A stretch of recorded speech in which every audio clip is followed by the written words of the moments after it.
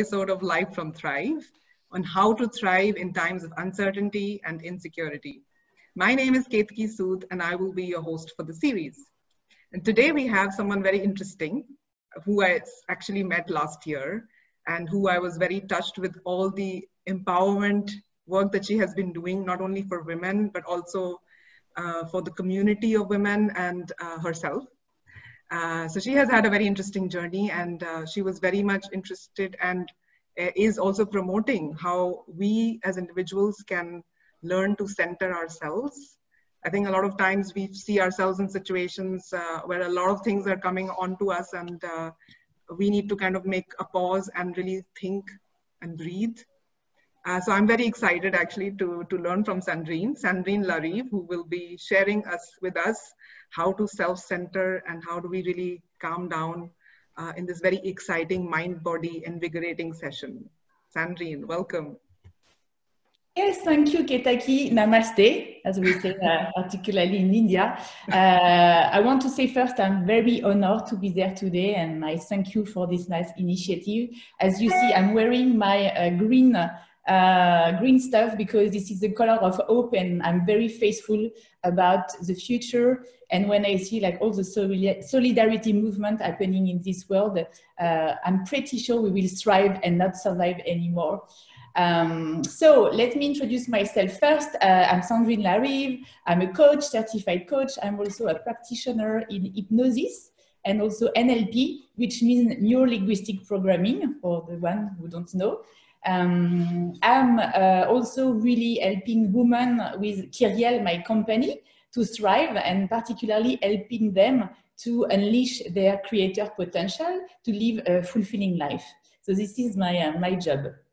And I will talk to you today particularly about different practices my predecessors this week have done on how to thrive and not to survive. But first, let me give you a bit of context and particularly share my opinion about this situation. So we have talked a lot during the last session about fear, how when it's linked with uncertainty and anxiety, it can be like a virus and even more than a virus. Because when this is spread by social contagion, and I mean the spread of an affect from one person to the other, it can really lead to even more problematic things like panic attack. So this is not what we want. But the worst thing is like, thanks to our hyper-connected society, I would say, and even social media, this social contagion happens without even physical contact. You can catch this emotional affection without physical contact. So nowadays, I think the opportunity is really not to spread this social contagion and take the responsibility not to do it. That's why today we will really learn how to create good new habits and also create a mental hygiene through different tips on how to center yourself and how also to get back to calm to avoid this contagion. So I will try to explain first what center means. So center is not a location. Center is neutral, is more like a dynamic point of your inner balance. And centering, I would say, is also a very nice skill for the next century because it can be taught and it's also like it can grow like a muscle. So the first thing that you have to understand is like knowing when you are getting out of center. And it's half of the battle. So for example, you have to know when maybe it's coming, when you are tired, when you are pissed off about your children and you are losing totally your patience. It may happen nowadays. Or you are like getting angry about something or your neighbor. So really understand when you are out of center. And then you can start to understand how to use a transformative practice to get back to center. And this is the purpose of the exercise of today. So the first thing that I wanted to say is thanks to my marketer researcher background, I was a market researcher before, I put my explorer hat and I ask you to put your explorer hat as well with me. And we will try to do for the next few days what I call a test of deprivation. Deprivation is an artificial way to stop something, to lack about something. And I will ask you to do a deprivation test about social media. Just stop for the next few days to look at social media Or if it's too difficult, just connect once a day, but not looking at news in live.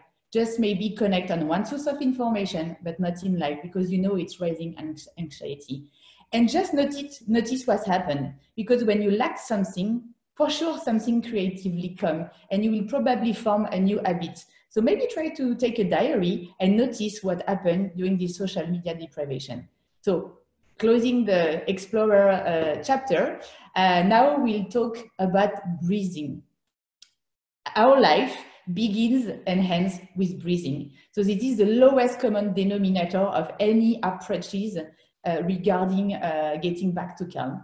So the first thing, it's very simple, is just to breathe like it matters. Just having a very conscious and mindful breathing. So just take a few seconds and just observe naturally how you breathe. Focus your attention on it. If it's necessary, you can close your eyes, because sometimes it's easier to digging inside. And just observe. So this is number one. Number two now is to take a very deep, slow and quiet breath, starting from the belly.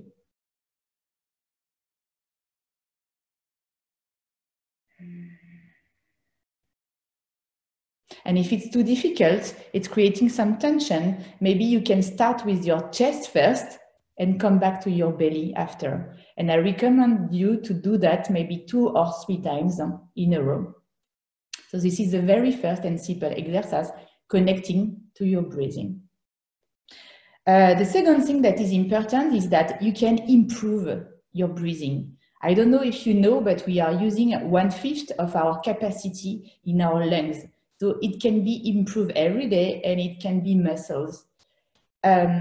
What I want to say is that, yes, scientific community is saying nowadays that a proper breathing is helping also to have better health. So I'm very fond nowadays about something that I like, which is called cardiac coherence or biofeedback. It's coming from a very nice person called David Servan-Schreiber, and it has been spread all over the world. And it's very nice because it's a very therapeutic practice. So maybe, Ketaki, you will ask me, but how does it work? So the principle is that it activates your parasympathetic nervous system, lowering your heart rate, but also it's lowering the pressure in your blood. It's also lowering the tension in your muscle through practicing rhythmic breathing. So you coordinate your heart rate with your breathing. And for that, I'm using an app called Cardia, which is helping because you can do a very nice exercise that I like, which is called 365. So why 365? So the first thing is that you need 3 times a day, so 3 times a day, to have like 6 full breaths for 5 minutes. So 3, 6, 5. And 6 breaths in 5 minutes mean you have to inhale for 5 seconds and exhale for 5 seconds. And I'm using this nice app, Cardia, because you have a nice music. And you have a blue sphere that is helping you to inhale 5 seconds, exhale 5 seconds. You just follow the rhythm of the blue sphere. So it's so simple. Honestly, I'm very amazed that it's not recommended more widely because it's free of charge, it's accessible, and honestly, it's super easy to use. And 365, you can also do it 365 days a year. It's really recommended. Another little bonus that I can add on that is maybe every minute, you can add a really nice mantra. So it's a kind of positive affirmation that is soothing your thoughts. So I will tell you, for example, the kind of mantra that I'm adding every minute. The first one that I used to like is, I slow down. For the first minute, I repeat to myself, I slow down. The second mantra is, I choose calmness. I choose calmness. very intentional. The third mantra is I am calm. Very intentional as well. The fourth one is I am. And the fifth one is Soham. And a lot of people know what does it mean in India. It means also I am in Sanskrit. So it's also a way to reconnect ourselves with the universe. So really relaxing thoughts, and after that you should be okay. And practicing that every day is really a question of discipline, but you will see the effect longer term. The third exercise I want to share is very close to my heart, is what I discovered in India in October for a travel for an Ayurvedic retreat, which is called in French and in English pranayama or pranayam. He told me also it depends how you pronounce it. So pranayama, why? Because prana means life force and ayama means expansion. So it's kind of expanding your life force through control of your breathing. So you see in normal ways you are inhaling and exhaling. In pranayama you are adding retention of your breath. And for that I will show you a very simple exercise which is called alternate nostril breathing. So you just take your hand and you will do with your hand what we call the Vishnu mudra. So mudra is a gesture that you are doing with your hand to direct the flow of your energy. So with your hand, you are doing like that. You are bending your index and your middle finger like that. You are getting close to your head and you use your thumb and your ring finger to block your nostril. And you can open now your left nostril and just inhale with the left nostril. Retention for a few seconds, closing your finger. Exhale to the right. Inhale to the right. Block your nose. Exhale to the left. And you can repeat that over and over until you feel totally relaxed in your body. I don't know if you feel it already, but for me, it makes a big change very quickly. So this alternate nostril breathing is really helping to get back into control of your life. So this is very nice, but if you want to be a master of that, take care. You can go to the final stage, which is 4 seconds inhaling, 16 seconds retention, and 8 seconds exhaling. Because the power of it is exhaling longer than you are inhaling. So it will take some practice to get to there, but you can get there, I can tell you. After 3 weeks in India, I get to there. So the final piece that I wanted to share with you is because, you know, I'm a practitioner in hypnosis, and I also like my clients to be autonomous, and I teach them self-hypnosis or auto-hypnosis.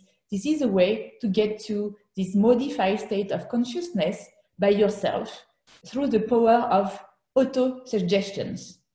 So this is really nice. And what I use with my clients is an exercise that is called recapitulation. It's coming from, I would say, the shaman in Mexico. It has also been spread by Carlos Castañeda in the 60s with recapitulation. I'm also speaking Spanish. And it's a very nice way to clearing the energy cord of your day, to clean your day. So I'm using that sometime after a day with few clients. Sometimes I have negative thoughts in my mind and I want to take like a big shower of these days and all those negative thoughts. So it's called recapitulation.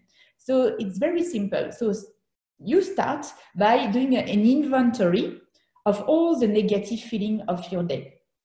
You write them and you start to think about the most important one, the one that really affected you and really drained your energy. The second step is about drawing a line like that from the left to the right.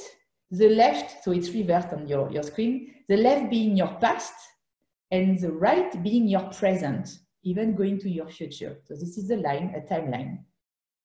So you just take, you will do a double movement. You take like all the energy that has been lost in the past from those negative feelings or events, and you take it back to your present. And on the other side, you will just release and release all the negative feeling, pain, body, or stuff like that, still draining you on your present to the past. So how do you do that? So you are like inhaling from the past all the energy that you have lost, all the negative internal dialogue, all the negative pain body, all the stuff that is has been lost and stuck in energy, and you take this power back into your present, exhaling it into your present. On the reverse, you are like taking all the draining, toxic ties, parasitic stuff that is still in your present, and you release it, like inhaling this stuff and release it to your past. And you do that as many times as possible to really like repair all the damages. It's like a full shower. So it's really effective if you take the time to do that also every day or every week to really clear your mind. So this is it for like the 4 practices you can do for breathing. But maybe Kitaki, you will ask me, but how you do maintain this center? Because it's a little practice, but how do you maintain it? So I will just explain you now how you maintain it so it lasts longer. So the first thing is that you need to pay attention about those experiences before, during, and after those experiences. It's really important that you understand what happens, what are the little changes in terms of mental, emotional, physical, and spiritual changes. So this is one. Number 2 is anchoring in the positive result, creating positive association with those experiences. So notice every time what is happening and anchor it in yourself. The third, I would say, tips I would give you is you will see at one point your mind will try to discount the value of those experiences. It will try. But if you start with the beginner mind and failing is okay, everything is okay, and you are non-judgmental, you will see it will change a lot. And finally, my 4th tip is please experiment with frequency. Practice makes perfect. Practice is everything. And finally, please don't be so serious. Don't be playful. Seriousness is already a sign of you are out of center. Just be alert, relaxed, spontaneous, active, and I can promise you, you will thrive. Thank you. Thank you very much, Sandrine. That was really, really full of tips, a lot of practical aspects to it. So I'm really excited actually to now try them over the weekend. So thank you. And as we are ending this session, which I know we have exceeded by a few minutes, I would like to also ask you for your quick feedback. And I can see there's a bit of conversation which is also going on. So while you are sharing your quick feedback about how you liked the session, it will really help us to find the right topics, but also speakers. So please do share your feedback with us. And any comments or questions, please feel free to type them here or on the LinkedIn group, which we already discussed before. Before I officially end, we will of course be back next week again, same time, same link. And on Monday, we will have a very interesting lady, Dana Walden, who will talk about self-coaching with emotional intelligence. So stay tuned, everyone. Next week, same time, same link on Monday. And I thank everyone for joining. And Sandrine, namaste. Namaste, everyone. Namaste.